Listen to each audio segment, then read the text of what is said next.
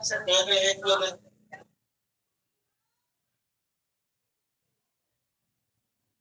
आवाज ना चले, आवाज ना चले बाहर। अच्छा, बाहर जो स्कूल बैठे ना, अंदर काफी जगह पड़ी है क्लास के अंदर, आवाज ना चले, सुने इधर, इधर सुने। आप क्लास में जगह पड़ी, आप कोई अंदर बैठना चाहे तो अंदर आ जाए। तकरीबन बाहर 10 कोई स्टूडेंट जाके बच्चे तो भले, नहीं तो बाकी सब क्लास में आ सकते। लेकिन आप खुद अगर बाहर बैठना चाहते हैं तो वो आपकी मर्जी है, लेकिन क्लास इतना खाली है, 10-15 स्टूडेंट बाहर भले बैठे, वो अपनी चॉइस नहीं तो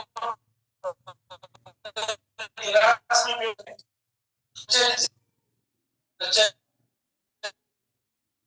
ज्यादा होती है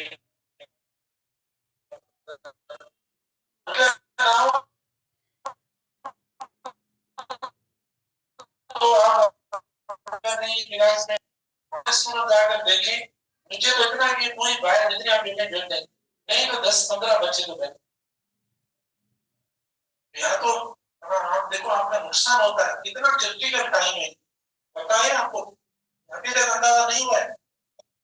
पूरी जिंदगी स्टूडेंट्स ने पढ़ा और अभी इतनी मेहनत की कुछ भी नहीं मिल रहा है। आपको पता है या नहीं, रोजाना एहतजाज हो रहे हैं, या हम किसी दूसरी दुनिया में रहते हैं, ठीक है, कुछ नहीं मिला और हम ऐसे ही कॉम्पिटिशन में से गुजर रहे हैं।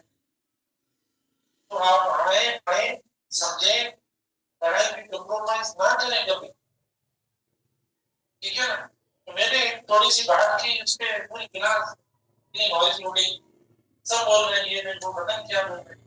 जो आपकी मर्जी जब करो, थोड़ा भागता है मगर नहीं। हम आपको सजेस्ट कर रहे थे कि अगर लास्ट में क्या होता तो उसकी आपकी मर्जी, जो आपने इसमें 9 तारीख दिन कौन सा होगा?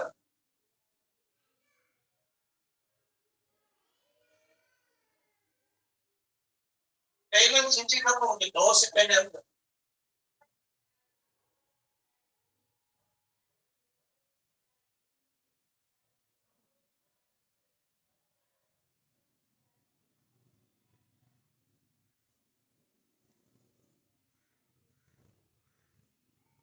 ठीक है, तैयारी अभी जो पढ़े हैं 9 तारीख दे कौन सा है?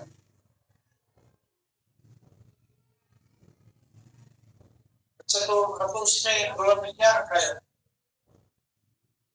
नहीं, उसे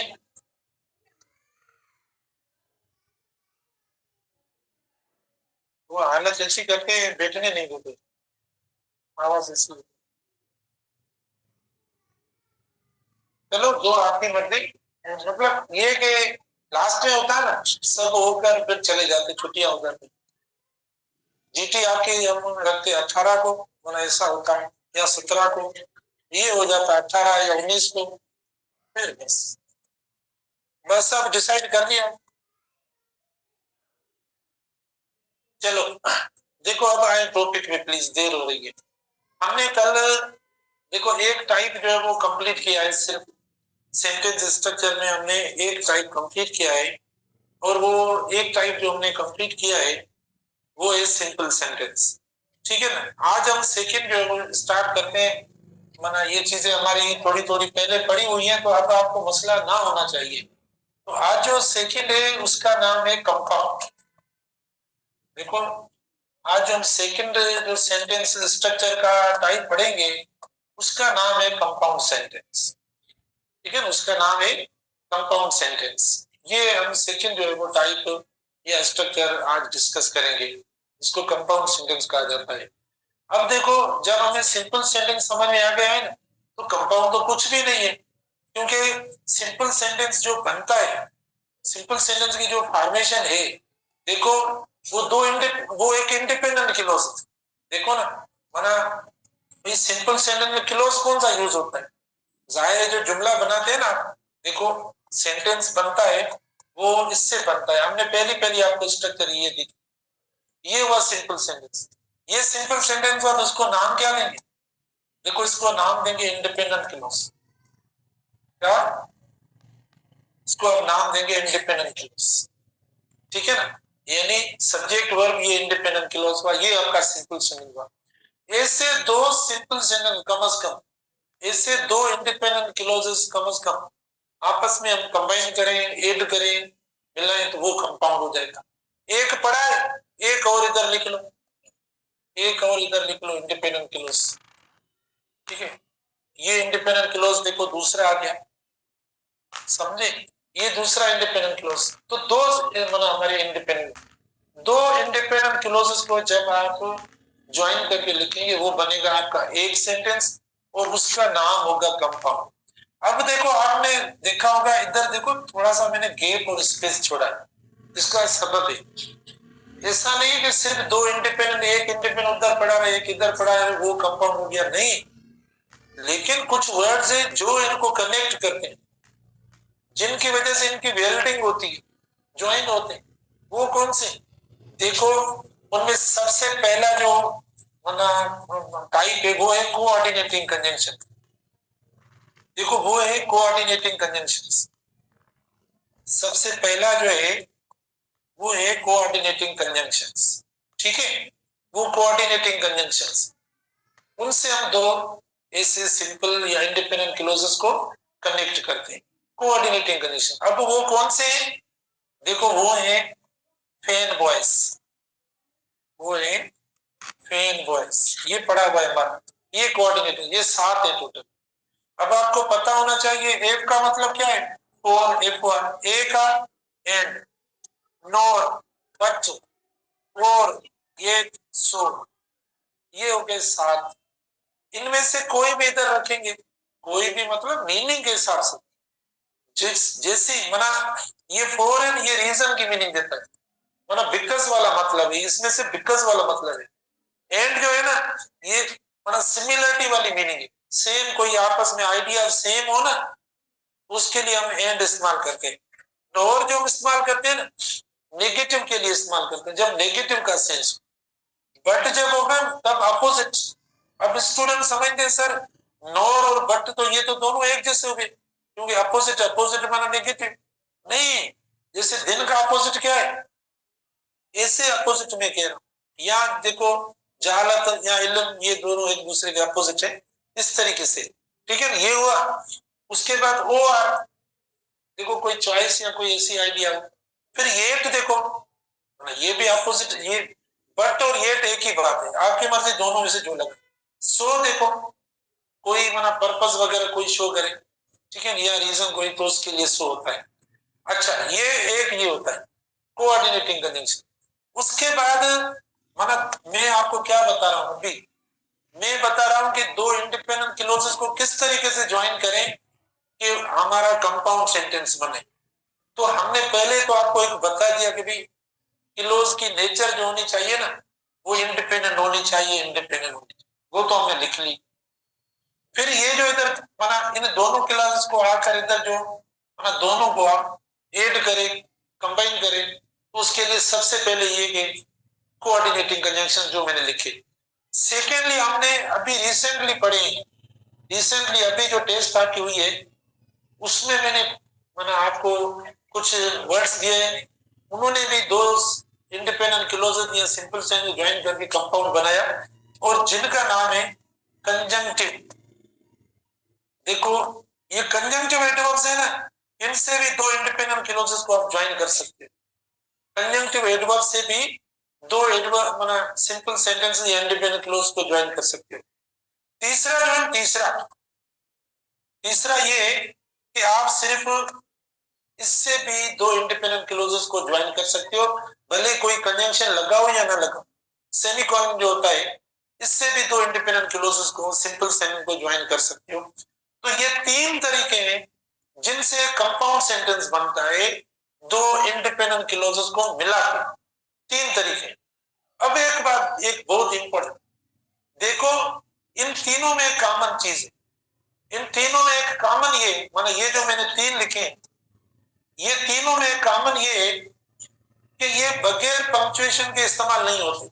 माना ये पंक्चुएशन मार्क होगी तो ये इस्तेमाल होंगे दो इंडिपेंडेंट क्लोजेस के लिए, दो इंडिपेंडेंट क्लोज को ज्वाइन तब करेंगे जब इनको पंक्चुएट करेंगे। अब जब भी इधर और लिखेंगे एंड लिखेंगे तो उससे पहले क्या देंगे, कॉमा देंगे।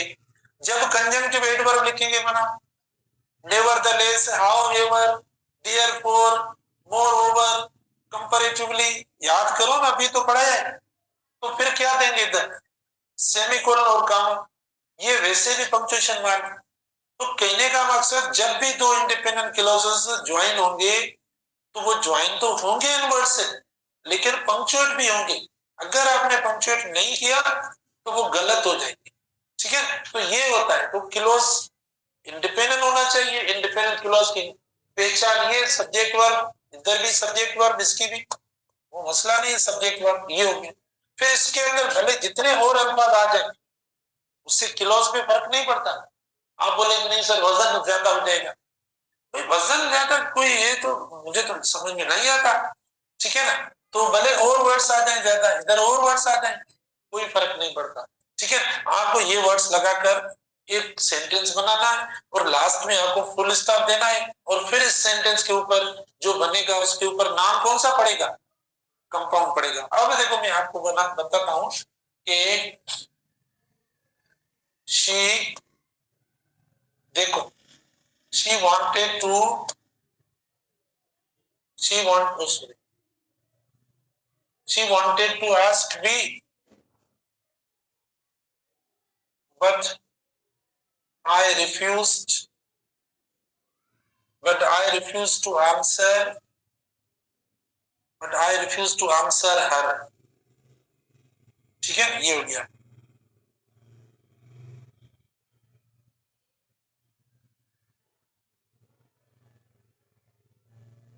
देखो she wanted to ask me but I refused to answer her। अब हमारा कंपाउंड सेंटेंस देखो बना दिया हमने, लेकिन अभी भी ये इनकम्प्लीट है, अभी भी ये इनकरेक्ट है। हल्की से ये हल्की सी निशानी ना लगाने की वजह से जुमला कंपाउंड जो है गलत हो गया। तो हम इधर क्या लगाएंगे,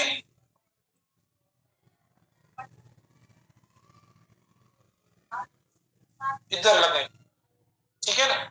यानी जो पहला क्लोज खत्म होता है, जो फर्स्ट क्लोज खत्म जिधर ये होता है वहां पर कामा लगानी है और फिर आपको कंजंक्शन स्टार्ट करना। जो कंजंक्शन जैसी, अब ये अपोजिट मीनिंग है। देखो मैंने कहा ना कि बट जो इस्तेमाल होता है अपोजिट या कंट्रास्ट के लिए, तो देखो अब अपोजिट है। She wanted to ask me but I refuse to answer her. पूछना चाहती थी लेकिन मैंने जवाब नहीं दिया। पूछना जवाब ना देना ये दोनों एक दूसरे के क्या हुआ, अपोजिट हो गए। तो हमने देखो बट इस्तेमाल किया। अब इधर बट को हटाकर आपको जो कंजंक्टिव एडवर्ब सूटेबल लगे वो भी इधर लगा सकते हो, जो भी लगे, ठीक है। She wanted to ask me however I refused या nevertheless I refused to answer, या भले खाली सेमीकोलन लगा लो तो भी सही हो जाएगा।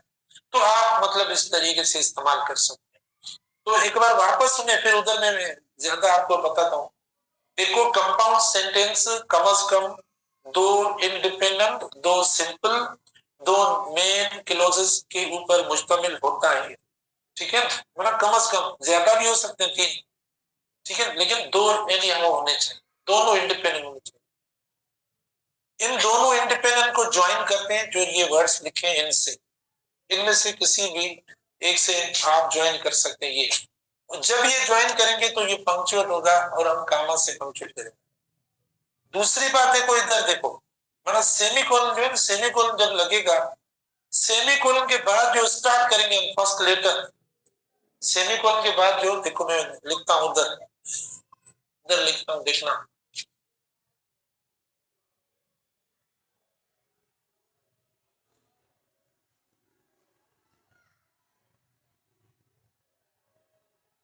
always comes,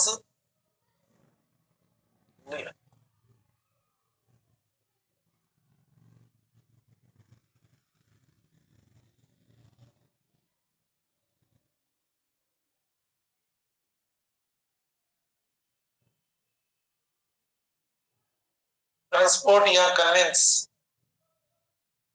देखो she always comes late, she has no transport.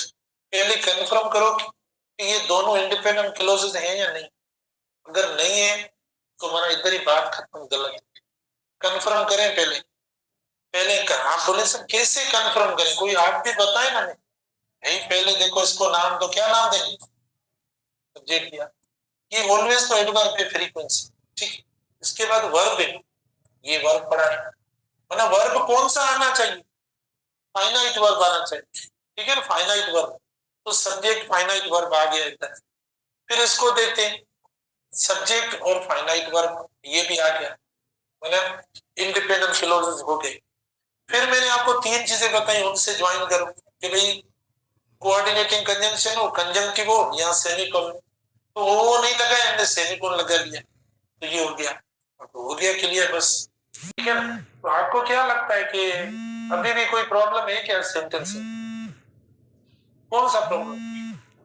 हाँ देखो, जब भी सेमीकोलन लगता है उसके बाद शुरू होने वाला जो वर्ड होता है उसका फर्स्ट लेटर हमेशा स्मॉल होता है, सिवाय आए या प्रॉपर नाउन की, सिवाय आए या प्रॉपर नाउन की। अगर किसी का नाम होगा तो वो कैपिटल हो सकता है, या आए होगा तो कैपिटल हो सकता है।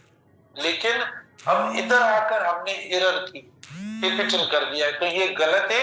हम इसको स्मॉल करके लिखेंगे। तो ये देखो, ये बात भी इंपॉर्टेंट होती है, कभी हमें समझ में नहीं आती, एरर हो जाता है। तो इधर देखो पंक्चुएशन मार्क भी सीख रहे हैं। शी ऑलवेज कम्स लेट, ये सही, ये सेमीकोलन हो गया। और ये देखो शी हैज नो ट्रांसपोर्ट या कन्वेंस जो लिखे, तो ये हो गया। अब सही हो गया, देखो हमने स्मॉल लग ये, तो सेमीकोलन में ये ध्यान में रखें, ठीक है ना। या अगर कोई कंजंक्शन कोऑर्डिनेटिंग कंजंक्शन लगाए तो स्मॉल होगा या कैपिटल होगा? तो क्या होगा? तो स्मॉल होगा, मतलब ये जो बीच में शुरू हुआ ये कभी कैपिटल नहीं होगा, सिवाय प्रॉपर नाउन और आई, ठीक है, ये होगा। अब कुछ स्टूडेंट पता है कौन सा क्वेश्चन करते, कहीं कहीं जो कंफ्यूजन है उसको मैं हाईलाइट करूं, इसको भी बताता हूँ। फॉर ये कैसे लगता है, एंड या देखो हर एक अपनी मीनिंग है। ये स्टूडेंट कहते हैं सर नोर है, तो क्या नोर, नीदर और नोर दोनों एक साथ लगाए या अकेला भी लग सकता है? भाई देखो, इधर अकेला आया है तो अकेला इस्तेमाल करो, वो तो कोरिलेटिव है जो हमने पढ़ा था, वो भी हो सकता है, वो भी मतलब सेंटेंस कंपाउंड हो जाएगा। मतलब वहां पर तो देखो नीदर और नोर दोनों आए थे, अब इधर तो नीदर है नहीं, अब तो इधर सिर्फ नोर है, तो नोर ही हमें इस्तेमाल करना है। हम मसला है कैसे इस्तेमाल करें, ये तो बड़ा मसला है। आप बताएंगे कि भाई नोर का जुमला कैसे बना है? मैं बनाता हूं, देखना, मैं बनाता हूं, अब नोर का बनाता हूं, देखो। हाँ, नोर में पता है क्या होगा, दोनों नेगेटिव होंगे, मतलब दोनों क्लोजेस आपके नेगेटिव होंगे नोर में।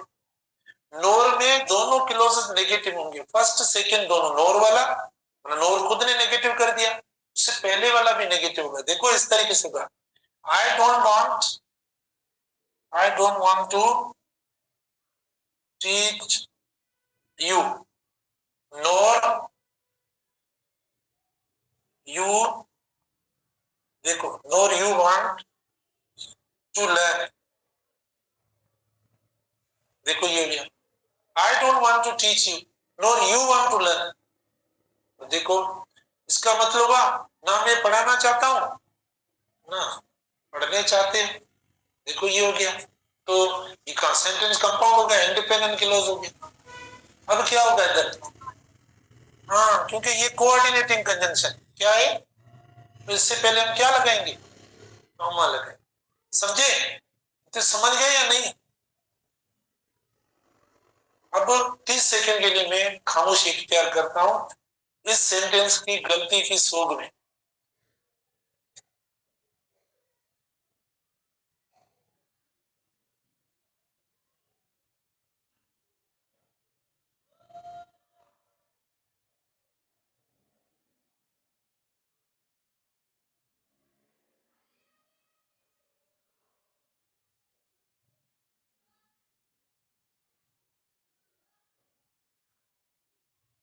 इस सेंटेंस की गलती की सोग में मैं 30 सेकंड के लिए खामोश था। अब तो बोल सकता हूँ 30 हो गए। मैंने देखा अरे आवाज हियर पड़ाएगा।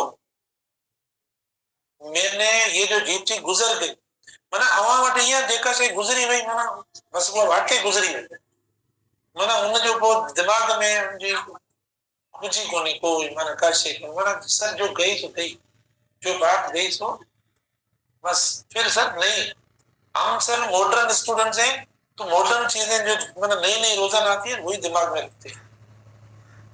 6 दिन पहले जो पढ़ाई वो थोड़ी जेल में होगी।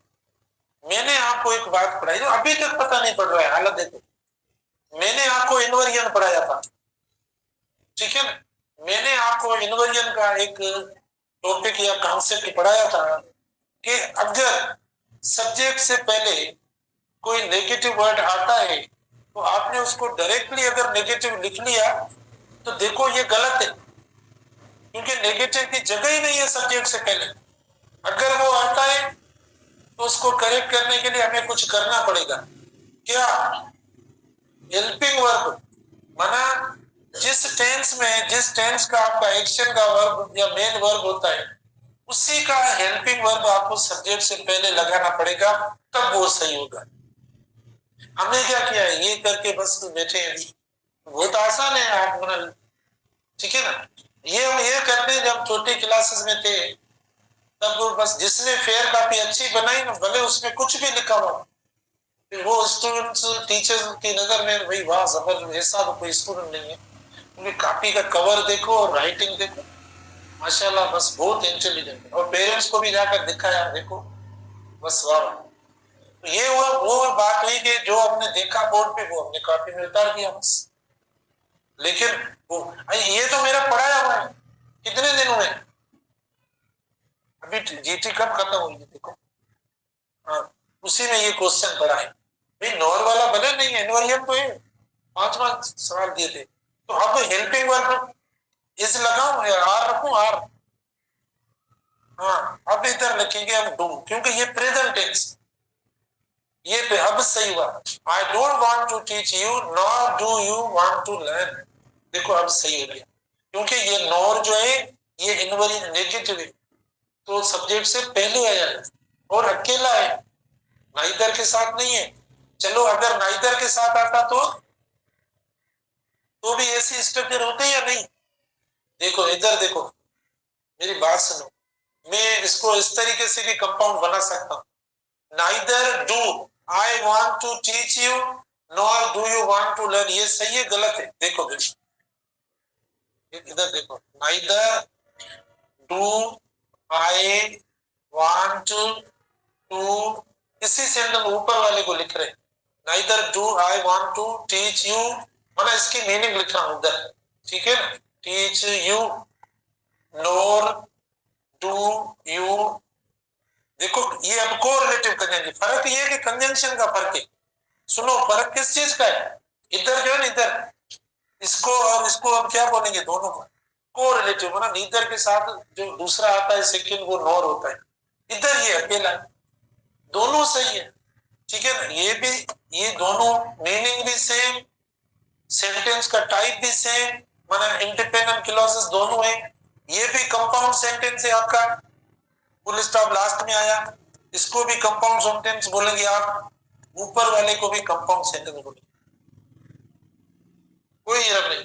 अब मैं क्या करूंगा ये आज जो ये पूरा सेंटेंस बाकी क्लासेस में टेस्ट करूंगा बताऊंगा नहीं देखते कौन सा क्लास मुझे बताता है ये ऐसे लिखकर मैं पहले क्या करता हूँ कामा नहीं दूंगा जाहिर है वो जोर ही कामा पे लगेंगे ये सर कामा नहीं दिए गलत है गलत मुझे पता है कोई और बात जहन में नहीं होगी होगी ना होगी क्या कामा बस क्योंकि माना जो करंट तो ये चल रहा है ना वो तो पास्ट का है फिर दूसरी बात तो जहन में नहीं आएगी। अगर मैं नॉर डू कर लिखूंगा तो कामा तो हर कोई बता देगा इसीलिए कामा नहीं देनी है शुरू में।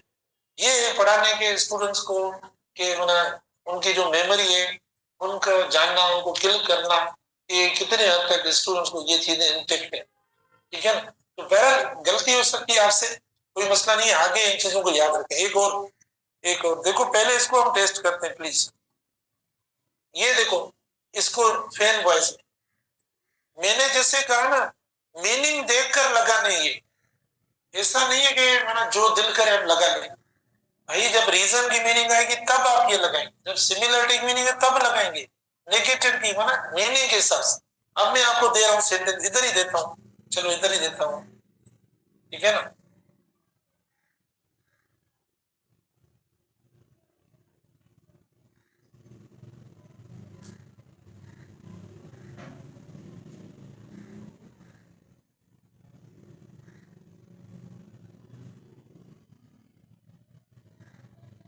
देश